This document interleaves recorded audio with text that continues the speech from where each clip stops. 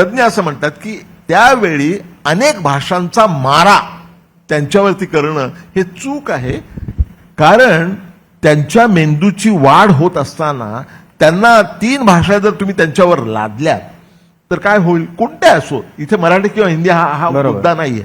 3 भाषा जर तुम्ही लादल्यात त्यांच्यावर तर काय होणार आहे? या 3 भाषांची लिपी वेगळी असू शकते, सिंटॅक्स वेगळ्या असू शकतात, ग्रामर वेगळा असू शकतं. त्यामुळे या गोष्टींमध्ये त्यांचा गोंधळ होतो, मानसिकरित्या त्यांचा गोंधळ होतो.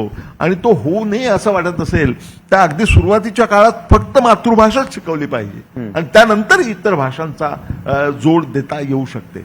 संभाषणात्मक भाषा शिकणं आणि पेन्सिल पुस्तक वही घेऊन शिकणं याच्यामध्ये फरक आहे. अच्छा, खूप मोठा फरक आहे.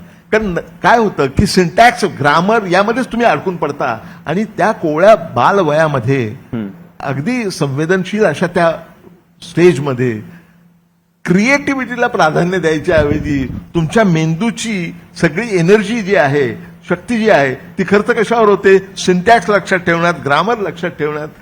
हे चूक आहे. त्याविरुद्ध तुम्ही असंही पाहाल की मुलं खेळायला जातात. अगदी मुंबईतला मुलगा तामिळमध्ये गेला, तामिळनाडूमध्ये गेला तर तिथे इतर मुलांशी बोलतो, तात्काळ शिकू शकतो.